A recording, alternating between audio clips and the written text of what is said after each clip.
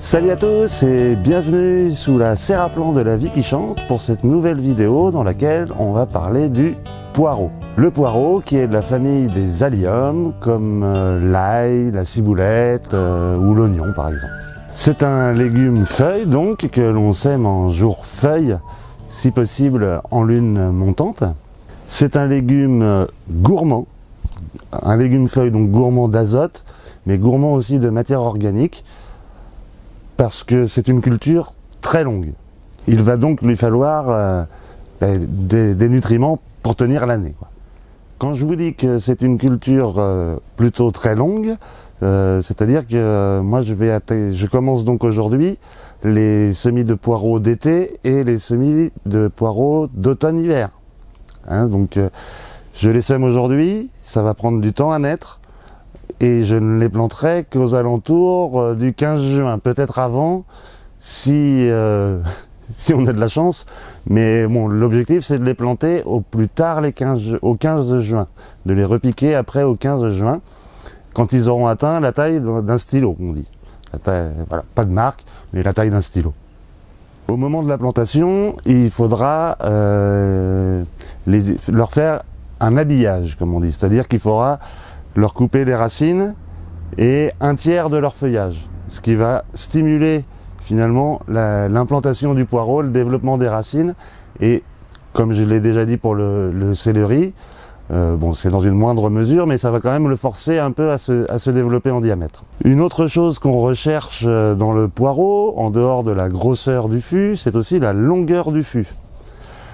Pour ça, il y a plusieurs astuces. La première et la plus courante, c'est de buter les poireaux. En fait, au fur et à mesure de leur croissance, eh bien, on viendra remettre un peu de terre au pied du poireau, et parce que ce qui va faire le blanc du poireau, c'est la partie qui ne verra pas la lumière. C'est pour ça, on parle souvent de buter les poireaux. Pour ça, ça implique un espacement quand même entre les rangs suffisant pour avoir de la terre à ramener de chaque côté. Donc là, il faudra les planter aux 30-40 cm entre les rangs. Et sur les rangs, on pourra les planter, si on voulait, on pourrait les planter tous les 10 cm.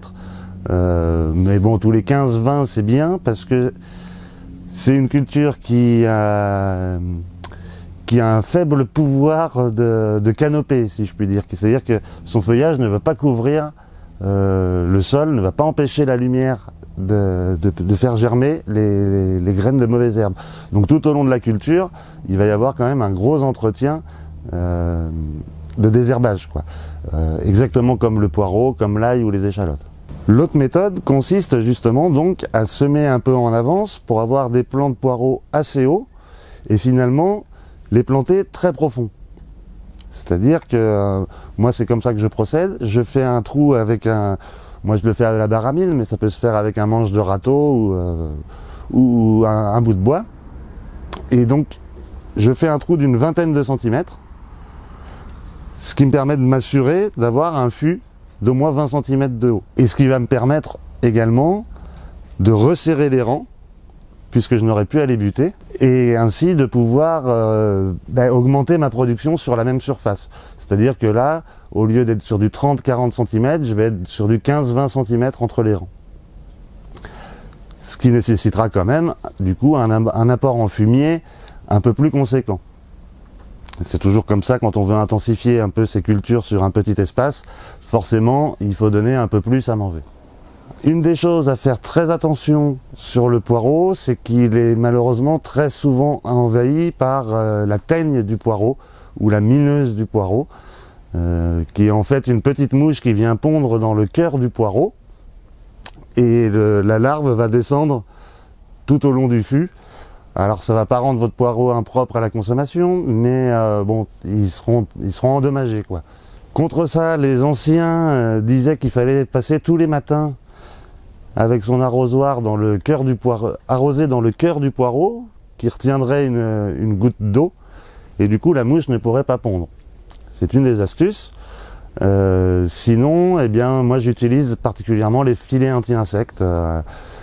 Voilà, c'est quand même pour le moment ce que j'ai trouvé de plus efficace. Alors c'est certes un peu onéreux, mais en même temps ça permet de ne pas utiliser de produits. en cas d'attaque de la teigne du poireau, malgré toutes les protections qu'on peut mettre en place, faut savoir déjà qu'il y a 2 pontes par an, en général une autour du mois de juin et une autour du mois d'août-septembre. Sachez que dès que vous voyez une feuille un petit peu fendue, ça veut dire que la larve est descendue. Tant qu'elle n'est pas enterrée, eh bien vous pouvez couper le poireau à ras du sol. N'hésitez pas, vous lui coupez tout le feuillage avant. C'est pour ça que quand même ça demande une veille un peu constante, hein, le poireau, une bonne surveillance. Dès que vous voyez les premières attaques, vous coupez le poireau à ras pour éviter que la larve descende dans le fût. Après, là, ce sera trop tard. Vous ne pourrez plus la sortir de terre. Mais par contre, avant, n'hésitez pas à couper le poireau. Vous verrez, vous serez épaté. En 2 semaines, il aura repris tout son feuillage. Et puis, à la limite, le feuillage, nous, c'est pas vraiment ce qu'on cherche, hein. On cherche encore la partie enterrée, le fût, la longueur et la grosseur. Le poireau, qui est un légume essentiel au jardin et très intéressant, c'est pas une des cultures les plus faciles. Si on veut des gros poireaux, hein, il est quand même assez aisé d'avoir de petits poireaux. Le truc étant d'en planter plus pour en avoir suffisamment. Ce qui est intéressant au jardin, c'est que c'est un légume qu'on peut avoir toute l'année. C'est-à-dire que là, moi je vais semer en février, comme je vous disais, les premiers poireaux d'été et d'automne, hiver, et il sera possible après, aux alentours entre juin et août, de refaire un semis de poireaux pour en avoir après du mois d'avril, mars-avril, jusqu'en juin. Alors là, ce ne sera pas des gros poireaux, ce seront des poireaux plutôt baguettes, qu'on appelle aussi les poireaux asperges, et qui se consomment en vinaigrette, qui sont parfaits, vraiment parfaits. Alors pour semer le poireau, moi je le fais en châssis, ce qu'on appelle un châssis. Voilà, dans lequel j'ai mis au fond une bâche, l'idée étant aussi quand même d'éviter la repousse des mauvaises herbes dessous, hein, le but d'un châssis étant de rester exempt de mauvaises herbes le plus longtemps possible. Donc j'ai mis cette bâche, j'ai recouvert d'une bonne couche de sable pour être sûr que ce soit bien drainant et que les racines n'aillent pas baigner dans l'eau dessous. Préalablement, la bâche, je l'ai percée quand même, hein, pour que l'eau puisse s'évacuer. Puis j'ai recouvert d'une bonne couche de terreau de plantation et j'ai fini par une fine couche de terreau de semis. Alors c'est parti, je vous montre comment je m'y prends. Alors avant de commencer, je voulais préciser quand même, expliquer un truc, c'est que moi là je fais mes semis de poireaux sous serre, ce qui n'est pas forcément une bonne idée, parce que il risque au printemps d'avoir un peu trop chaud. Bon, moi j'ai la possibilité d'aérer assez facilement, donc j'espère que ça devrait aller. Le problème c'est que s'ils ont trop chaud, ils vont se ramollir et ça risque de pourrir un peu quand même. Même chose si jamais vous les semez trop serrés. Il vous faudra les éclaircir.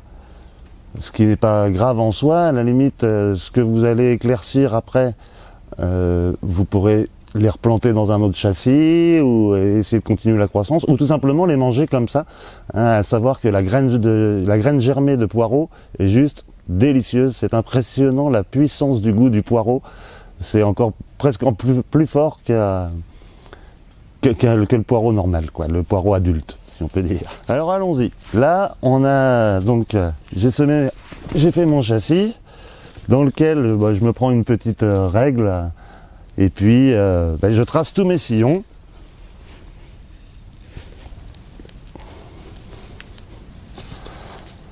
Alors, je laisse un espace, comme je vous disais, de bien 4 cm entre les rangs.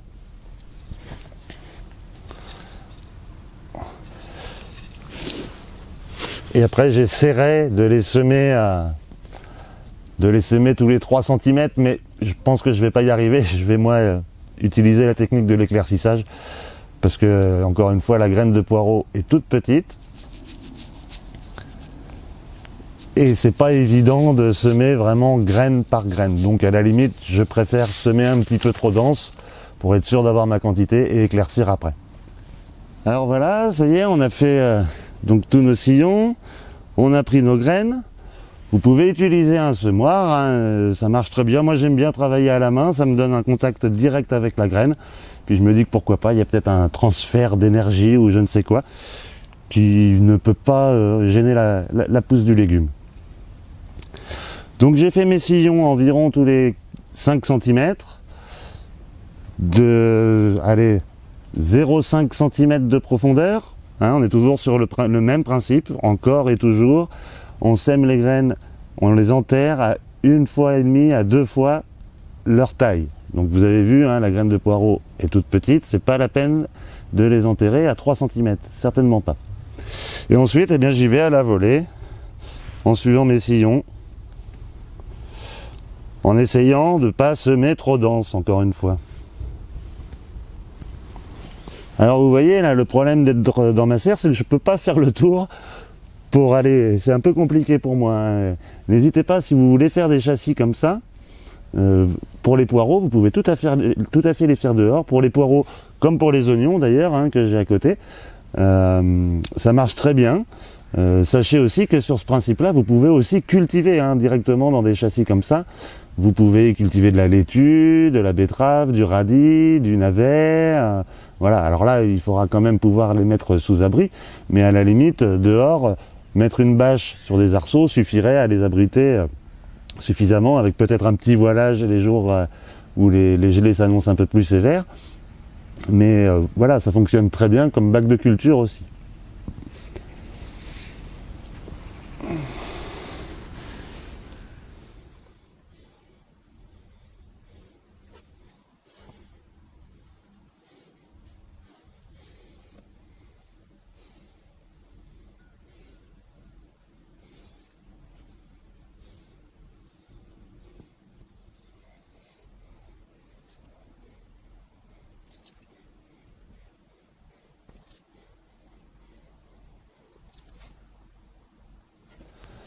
Alors voilà, maintenant que nos graines sont en place, eh bien, il nous reste donc à recouvrir délicatement tous nos sillons.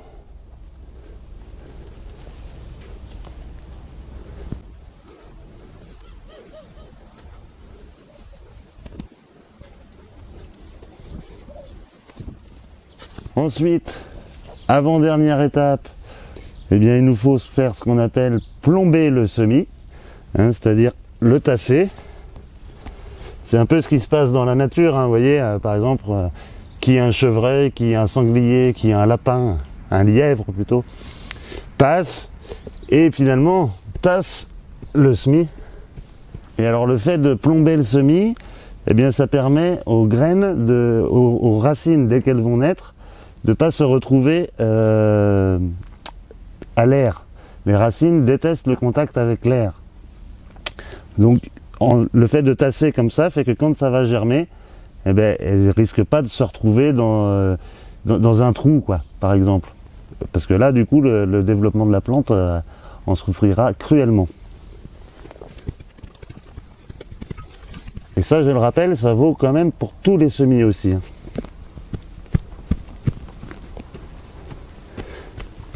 Par exemple, en plein champ, sur un semis de carottes, il vous faudra un sol quand même bien tassé. La carotte, c'est un légume racine, une racine pivot. Son rôle est là, est de décompacter le sol.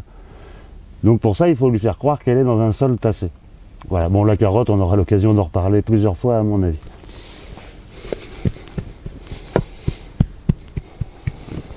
Et donc, bien, pour finir, comme d'habitude, dernière étape, hein, l'arrosage. Voilà, que je fais toujours au pulvérisateur au début, toujours pour ne pas détruire mon semis. Et une fois que les poireaux seront nés, je pourrai y aller à l'arrosoir ou au jet, quoi. Dès qu'ils seront pris, qu'ils seront enracinés, ça tient bien, il n'y a pas de souci. Alors toujours, hein, c'est un peu comme le semi-entérine, comme dans les châssis. On a beaucoup de terreau. Donc ne le laissez pas sécher. Une fois qu'il sera devenu sec, il sera très compliqué de le réarroser, hein, sachant en plus que le poireau est un légume, comme tous les légumes feuilles, plutôt gourmand en eau.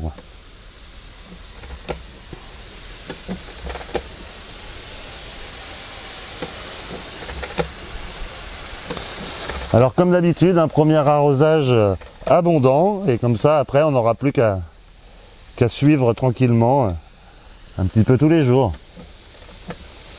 Ou même tous les 2-3 jours si, comme en ce moment, on n'a pas de soleil, eh bien, c'est pas la peine de risquer la pourriture.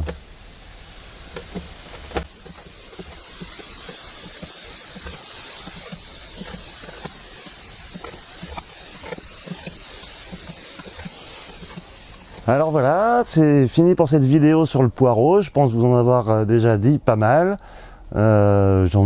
J'ai peut-être oublié des choses, mais de toute façon, on aura l'occasion d'en reparler tout au long de l'année, pendant les tours de champ qui vont bientôt reprendre. Les tours de champ, pour ceux qui ne connaissent pas, qui sont la visite du jardin, peut-être bientôt aussi de la serre, la visite du jardin et puis voilà, les travaux pratiques en fait. Mais bon, à cette saison, ça va recommencer tout doucement. Mais donc à chaque fois, on aura le temps de revoir et de resuivre les cultures et peut-être de compléter quand même un peu les informations. Voilà, je pense avoir fait à peu près le tour. J'espère que cette vidéo vous aura intéressé. Si c'est le cas, eh bien, n'hésitez pas à actionner la cloche pour recevoir les notifications, à mettre un petit pouce en l'air, ça donnerait un petit coup de pouce pour le référencement des vidéos. Je vous en remercie d'avance. Et puis on se retrouve bientôt pour de nouvelles vidéos. Et d'ici là, restez à l'écoute. Il y a la vie qui chante. Allez, salut la bise!